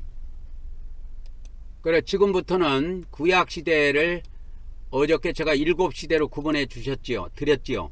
그런 것처럼 오늘 또 구약 시대를 7시대로 구분해서 여러분에게 일목요연하게 볼 수 있도록 시간표를 좀 알려드리도록 하겠습니다. 첫 번째가 족장 시대인데요. 족장 시대에서 애국 거주 시대인데 총 625년이 나옵니다. 625년. 이거를 BC 2020년으로 계산하면 635년이 나옵니다. 635년. 아니다, 이게 2040년이네. 2040년 하면은 이게 635년이 나와요. 그러니까 BC 2040년으로 잡되 이제 어저께 우리가 BC 2030년으로 잡았죠. 아브라함의 선택을. 그래서 오늘은 이 시간표에 대해서 좀 구약 성경을 제가 세밀하게 좀 알려드리도록 하겠습니다. 그러니까 여기 연대기만 조금 유동적이에요. 다른 거는 거의 변동시킬 것이 없습니다. 이것이 2030년이냐 2040년이냐 그 차이인데 성경으로 계산해 보면 2040년으로 이게 답이 나와요. 2040년으로. 그러면 지금부터는 제가 요거를 2030년 2040년 이거를 세밀하게 좀 알려드리도록 하겠습니다.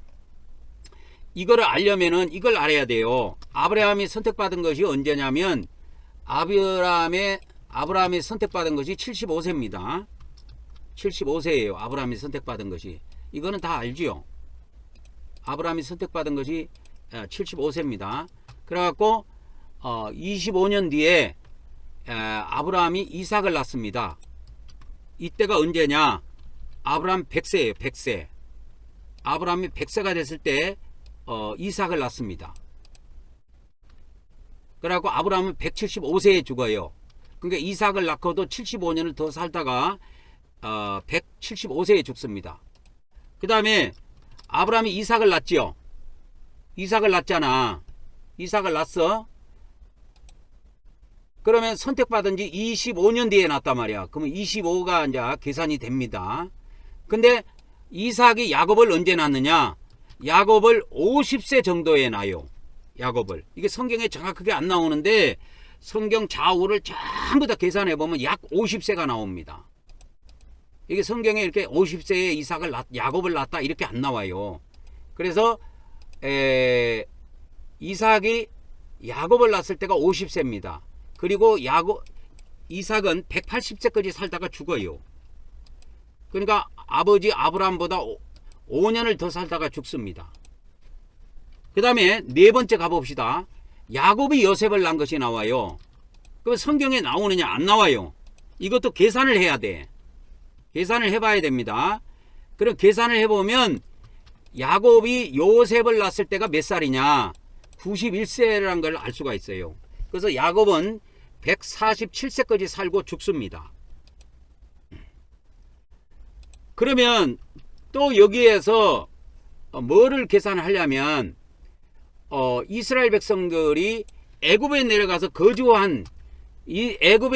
거주한 기간이 성경에 나온단 말이야. 430년이.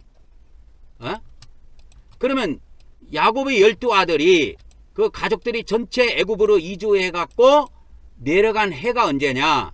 그때 요셉의 나이가 그때 39이야. 요셉의 나이가 39입니다. 그때가 39이에요. 39입니다. 그리고 요셉이 17세에 애굽으로 팔려가요. 17세에 애굽으로 팔려갑니다. 17세에. 그리고 요셉은 110세에 사망을 합니다. 110세에 사망을 해요. 근데 요셉이 39살 때 야곱의 12아들과 가족들이 70명이 다 내려와서 살아요. 여기 70명이 그 출애굽기 1장에 나오는데 성경에는 어떻게 나오느냐?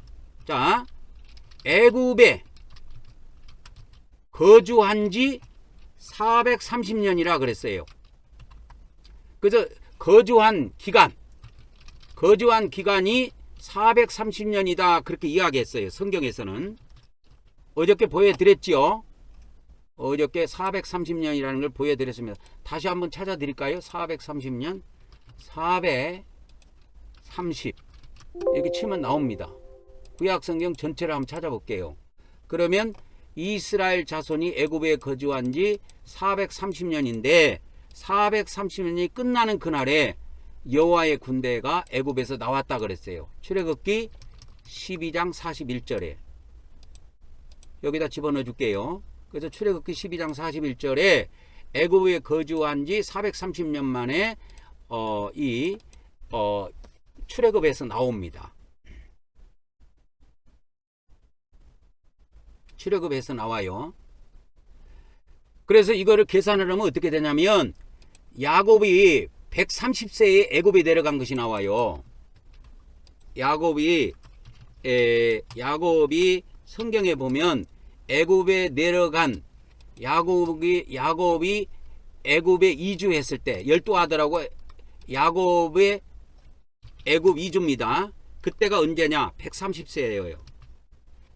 130세입니다.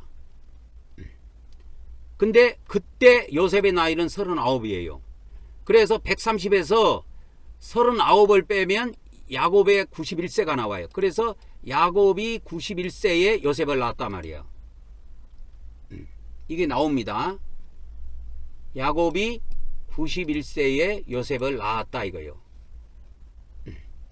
그래서 아브라함이 선택해 갖고 25년 있다가 이삭을 낳기 때문에 25 더하기 50 더하기 91 더하기 그 다음에 요셉이 애굽 낳는 거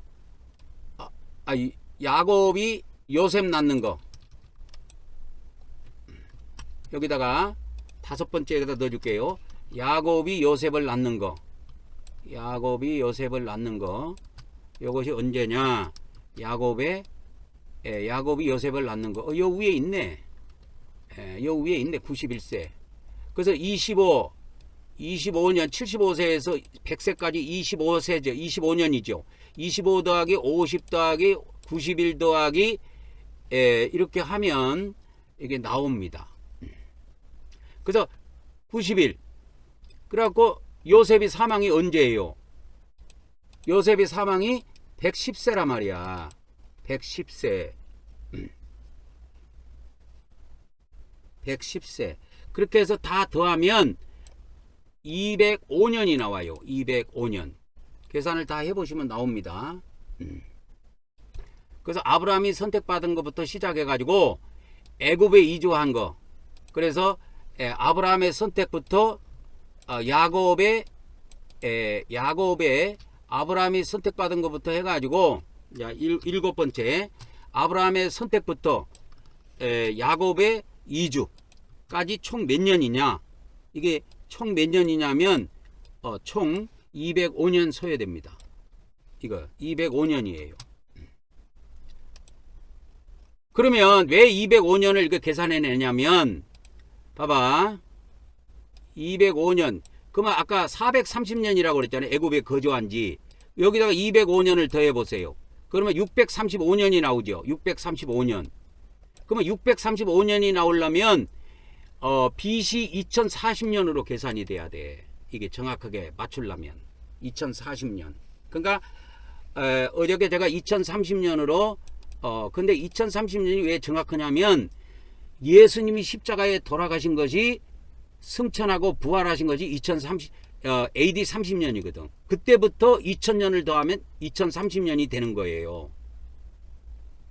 그렇게 해서 나온 계산이기 때문에 2030년하고 2040년하고 이게 약간 10년 차이가 있는데 거의 완벽하게 계산된 겁니다, 여러분. 그래서 제가 오늘 이 창세기를 한번 봐봤어요, 이 부분을.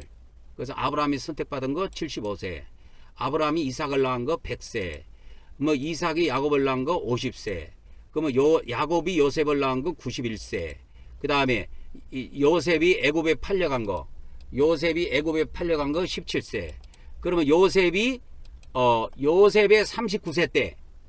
39세 때 야곱의 12아들이 애굽으로 이주했다 이 말이요. 이때 나이가 야곱은 130세입니다. 130세예요. 그래서 야곱이 91세에 요셉을 낳았다는 것이 계산이 됩니다. 왜 그냐? 130에서 39를 빼면 91세가 나오는 거야. 그래서 야곱이 요셉을 낳은 것이 91세라니까. 그렇게 계산이 나온 겁니다. 이 가로 안에 있는 것은 머릿속으로 계산하는 거예요. 그래서 어찌됐든 간에 아브라함이 선택받아 가지고 좌우지간 그때부터 해갖고 야곱의 12아들이 애굽에 들어간 것까지 그 다음에 430년까지 다 더하면 635년이 나온다 이 말이야. 635년. 근데 어저께는 625년으로 제가 이야기해 줬지요. 그러니까 오늘 계산을 해보니까 635년 10년 정도 차이인데 10년은 그냥 뭐 유도리로 넘어가는 거예요 이게. 그래서 이 연대기 표가 거의 정확하게 짜져 있습니다. 그래서 족장 시대에서 애굽 거주 시대까지는 총 625년이다. 또는 635년이다. 이렇게 볼 수가 있습니다.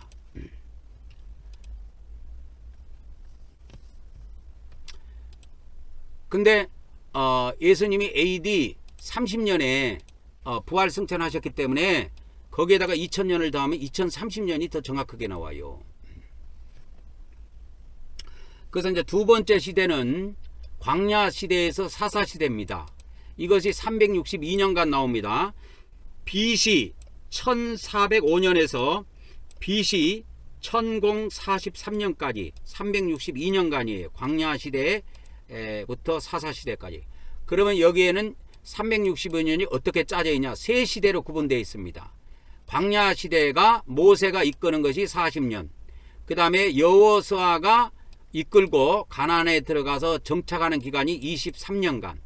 그 다음에 여호수아가 죽고 난 이후에 12사사가 나와가지고 299년간 통치를 하는데 요것이 BC 1043년까지입니다. 그래서 이것이 도합 BC 1405년부터 1043년이 362년이라는 기간이 나오는 겁니다. 이 두 번째 시대가. 그 다음에 세 번째 시대는 어디냐면 왕국시대인데 438년간입니다. 438년간이라고 해도 맞고 또 457년간이라고 해도 맞아요. 그러면 어떤 것이 맞습니까? 둘 다 맞아요. 그러면 438년간이라는 건 뭐를 기점으로 했느냐? 첫 번째 BC 605년에 바벨론이 첫 번째 유다 왕국을 침공해 갖고 포로로 끌고 갔을 때야. 이때 첫 번째 포로. 그때까지를 왕국 시대로 보면은 438년간이 나오고, 시드기야 왕이 눈알이 뽑히고 포로로 끌려간 해가 BC 586년경인데, 이때까지 계산을 하면 457년간이 나옵니다. 그러니까 이렇게 계산하든 저렇게 계산하든 똑같아요. 왜 그러냐면 여기서 분기점을 잡을 때 그렇게 잡거든. 그래서 이 왕국 시대는 두 시대로 구성이 되어 있는데, 통일 왕국 시대, 분열 왕국 시대로 구분이 됩니다. 그래서 통일 왕국 시대는 3명의 왕이 통치했습니다. 사울 왕, 다윗 왕, 솔로몬 왕. 그것이 BC 1044년부터 분열 왕국이 시작된 BC 931년까지 해서 112년간 통치 기간이 나옵니다. 이제 여기서부터는 정확하게 나가요. 전 세계적으로 기독교 연대기포가.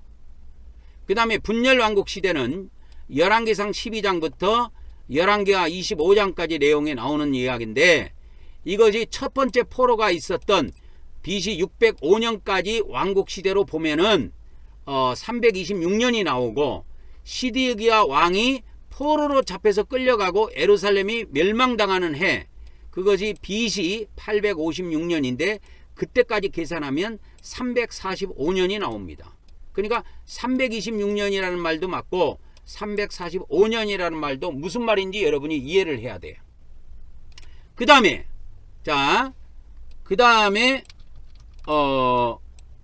또 하나가 있습니다. 또 하나가 있는데, 바벨론 포로 시대입니다.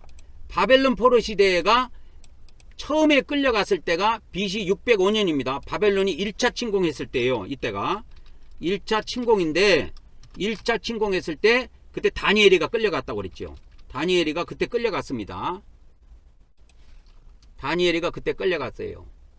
그런데 유다 나라는 아직 숨을 쉬고 있었어. 완전 멸망한 것이 아니야. 이 완전 멸망한 것은 3차 침공 때입니다. 3차 침공 때 유다 왕국이 완전 멸망을 합니다. 이때. 그래서 이거를 포로가 처음 끌려간 기간부터 해갖고 포로가 돌아오는 첫 번째 해 BC 538년까지 계산하면 67년이 나오고, 바벨론 왕국에 의해서 유다 왕국이 완전 멸망한 해부터 계산하면 48년이 나옵니다. 이것도. 그래서 바벨론 포로 시대를 48년으로 이야기해도 알아들어야 되고, 67년간이라는 것도 알아야 돼. 두 개 다 알아야 됩니다. 근데 원래 하나님께서 에레미야 선지자에게 알려주셨을 때는 70년이라 그랬거든. 70년에서 조금 감해 준 겁니다. 몇 년을 감해 주신 거예요. 자, 다섯 번째 시대는 가나안 귀환 시대입니다. 가나안 귀환 시대는 94년으로 구성이 되어 있습니다. 그래서 BC 538년에서 BC 444년까지입니다. 그래서 BC 538년에 고레스 왕이라고 하는 키루스 왕이 조서를 내려가지고 육적 이스라엘 백성들이 가나안 본국으로 귀환하도록 명령을 내립니다. 그렇게 해서 육적 이스라엘 백성들이 세 차례에 걸쳐서 귀환을 합니다. 1차 귀환은 스룹바벨이 인도를 해서 오고요. BC 536년에. 그 다음에 2차 귀환은 78년 후에 에스라가 인도해서 들어옵니다. 이때가 BC 458년입니다. 육적 이스라엘 백성이 가나안으로 귀환하는 3차 귀환은 14년 후에 느헤미야가 인도해서 들어옵니다. 그때가 BC 444년이에요. 이렇게 해서 이스라엘 백성들이 바벨론에서 이렇게 돌아옵니다. 그러니까 구약에는 바벨론이지만 신약은 지옥에서 천국으로 돌아오는 거예요. 천국으로. 이거를 잘 아셔야 됩니다. 그래서 구약은 육의 세계에 있는 것을 가지고 신약은 영의 세계에서 일어나는 일들을 알려준다 이 말이야. 그래서 구약을 알면, 구약 성경을 알면 신약 성경의 비밀을 알게 돼 있어. 신약 성경은 영의 세계에 있는 것들을 다뤄주고 있어요. 구약 성경은 철저하게 육의 세계 것을 중심으로 다뤄주고 있습니다. 그래서 단 한 번도 천국 지옥이 안 나와요.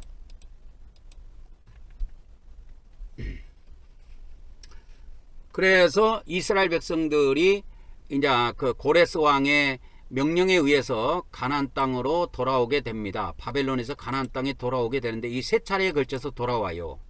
근데 이제 여기에 관련된 성경이 외경이 있어요. 외경. 그 외경을 하나 소개해 드리겠습니다. 에스드라스 1경, 에스드라스 2경이 이 외경이 있는데 이 외경이 여기에 해당되는 겁니다. 에스드라스 1경, 에스드라스 2경이 바벨론 포로에서 돌아오는 걸 이야기하고 성전 건축하는 내용이 에스드라스 1경, 2경에 이게 나와요. 그래서 1경은 이제 육적 이스라엘 백성들이 바벨론 포로 생활을 마치고 고향으로 돌아오는 장면을 이야기합니다. 그래서 돌아와가고 성전을 건축하는 내용이에요.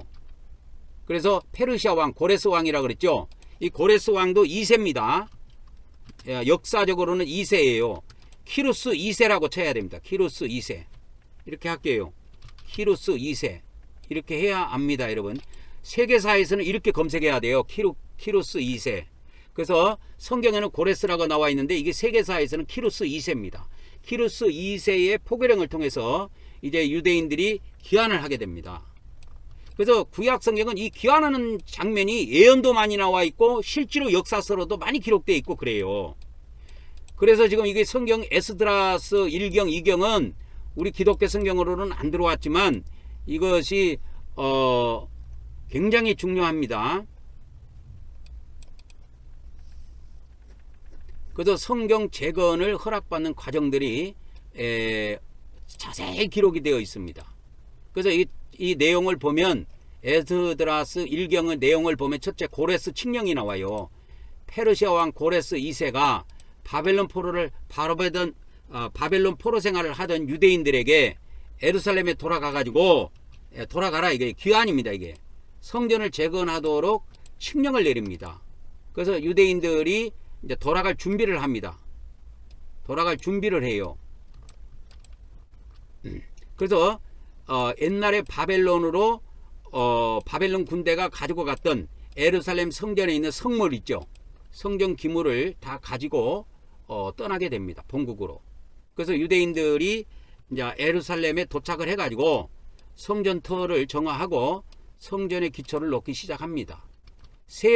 네 번째는 뭐냐면 그래가지고 이제 성전 재건 사업이 본격적으로 시작이 됩니다.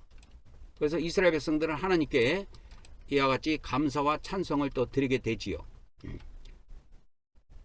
그러면 에스드라스 2경은 이제 조금 후에 있었던 사건인데 귀환 유대인의 명당하고 성전 재건의 내용이 나옵니다. 여기에도. 그래서 1경에 이어서 2경으로 연결되는 내용이에요. 그래서 이제 귀환한 유대인들의 그 가계, 그 다음에 숫자, 이것이 세밀하게 나옵니다. 그 다음에 성전을 건축하는 과정에서 다양한 문제점들이 나타나게 되는데 이러한 문제점들을 세밀하게 기록하고 있습니다. 그래서 이제 에스드라스 2경의 내용을 보면은 귀환한 백성들의 명단이 나와요. 에스드라스 2장에 보면 고레스 왕의 칙령에 따라서 바벨론에서 이제 귀환하게 된 유대인들의 가계와 숫자가 세밀하게 기록되어 있습니다. 그래서 지파별로 귀환한 인원을 파악하고 레위인과 제사장 등 신분별로 구분하여 기록을 하고 있습니다. 두 번째로 성전을 재건하는데 귀환한 유대인들이 성전을 재건하려고 하는데 주변에 있는 이방 민족들의 방해와 반대가 있어요. 그래서 그 주변 이방 민족들의 방해로 인해 갖고 성전 재건 사업이 지연이 됩니다. 그래서 어려움을 겪게 돼요. 그 내용이 이 에스드라스 2경에 기록이 되어 있습니다. 그래서 이렇게 귀환한 백성들, 그러면 이제 이거는 외경에 해당되는 거고 우리 정경에는 뭐가 있느냐? 에스더서 있잖아요. 에스라서 하고 느헤미야서가 여기에 해당이 됩니다. 그래서 우리가 에스라서하고 느헤미야서에 보면 바벨론에서 귀환해서 성전 재건하는 그 내용들이 쭉 귀환한 사람들 이름까지도 나옵니다. 그리고 성전 재건하는 내용도 나오고요. 그래서 이 성전 재건, 성전 재건을 촉구하는 그런 선지자들이 있는데 그 선지자가 학개하고 스가랴 선지자입니다. 그리고 말라기 선지자는 성전 재건 이후의 선지자예요. 말라기 선지자는 성전 재건 완성 이후, 재건 완성 후의 사역입니다. 그래서 좀 다르죠. 학개하고 스가랴하고 좀 다릅니다. 이 말라기 선지자는 좀 다릅니다. 그래서 에스라서하고 느헤미야서는 나중에 세밀하게 제가 다뤄줄 겁니다. 그러니까 우선 먼저 외경을 간단하게 본 거요. 에스드라스 2경, 에스드라스 1경 이렇게 간단하게 본 겁니다. 이걸 합하면 에스더서가 돼요. 에스라서. 이걸 합하게 되면 에스라서가 나옵니다. 에스라서. 그 다음에 이제 구약의 마지막 시대, 이제 6번째 시대, 구약 암흑 시대가 나오는데, 구약 암흑 시대는 아까 BC 444년이 뭐라 그랬어요? 마지막으로 세 번째로 바벨론에서 가나안으로 귀환한 사람들이 BC 444년에 왔다 그랬죠. 이때부터 시작해서 BC 4년까지 세례요한과 예수님이 등장하는 그때까지, 여기 440년이 암흑시대라고 보통 부릅니다. 암흑시대. 근데 이게 암흑시대지만 개신교는 여기에 관련 성경이 없습니다. 이 암흑시대에. 그러면 천주교는 어떻냐? 천주교와 정교는 여기 성경이 있어요. 성경이 있습니다. 뭐가 있느냐? 관련 성경이 뭐냐? 관련 성경이 마카베오 상하고 마카베오 하가 있어요. 마카베오 하가 있습니다. 이거는 천주교와 정교는 관련 성경이 있고, 개신교는 이게 암흑시대라고 붙인 것이 아무런 성경도 없고 선지자도 없고 그래서 그렇게 붙인 거예요. 개신교에서. 근데 천주교와 정교는 여기에 관련 성경이 있습니다. 관련 성경이 있어요. 그게 뭐냐? 마카베오 상하고 마카베오 하예요. 그러면 마카베오 상은 뭐냐? 마카베오 상하고 마카베오 하는 뭐를 다루고 있냐면, 정교회에서도 마카베오 상하고 하를 정경으로 인정했고요. 천주교도 마카베오 상하고 마카베오 하를 정경으로 인정하고 쓰고 있습니다. 개신교는 마카베오 상하를 명령으로만 인정하죠. 성경으로는 인정하지 않습니다. 그래서 이 마카베오 상하는 언제 때 이야기냐면 이제 바벨론 제국이 또 나중에 페르시아 제국에 멸망을 해요. 근데 이 페르시아 제국은 헬라 제국에 멸망을 합니다. 근데 헬라 제국이 나중에 쪼개져요. 그게 헬레니즘, 세계사에 보면 헬레니즘 왕국이라 그러나요? 헬레니즘 왕국이라고 할게요. 헬레니즘 왕국 시대가 옵니다. 헬레니즘 왕국 시대. 이 헬레니즘 왕국 시대에 있었던 이야기예요. 이 마카베오 상하는 내용이. 그래서 이 내용은 다음 시간에 나중에 제가 자세하게 이야기해 드리도록 하겠습니다. 그리고 이제 구약에 이제 이렇게 최종 마지막이 있는데 7번째 구약 종말 시대가 옵니다. 그래갖고 BC 4년에 이제 예수님이 세례 요한이 탄생하고 예수님이 탄생을 합니다. 그래갖고 그때부터 예수님이 십자가에 돌아가셔가지고 부활 승천할 때까지 AD 30년입니다. 그때까지 34년간인데 이 기간에 두 선지자가 활동한 거예요. 이걸 왜 이렇게 이걸 꼭 맞춰야 되냐면 신약의 종말 시대에 신약의 종말 시대에 누가 나타난다? 두 선지자 시대가 온다 이 말이에요. 이것 때문에 이렇게 알려주는 거예요. 이게 엄청나게 중요합니다, 여러분. 이 전 세계에서 이런 가르침은 세계 최초예요. 그래서 지금 기독교 목사들은 내가 이 선지자 시대가 온다 그러면 이상하게 받아들이고, 선지자가 어디 있냐? 야, 이 선지자가 어디 있냐? 목사 시대가 있지 어찌 선지자 시대가 오냐? 막 이렇게 부인할 수가 있어요. 근데 목사 시대는 저물어요. 없어져 버려요. 천년왕국 때 없어져 버린다니까. 그래서 이 신약 시대의 마지막 때, 신약 시대 이게 마지막입니다. 이게 뭐야? 신약 시대 마지막 때에 두 선지자 시대가 나타난다 이 말이야. 두 선지자 시대가 도래한다. 신약 시대 마지막 시대 때 두 선지서가 아니라 두 선지자 시대가 도래합니다. 그래서 요한계시록에 두 선지자가 나오는 거예요. 그거를 이해시켜 주기 위해서 이렇게 하는 거야.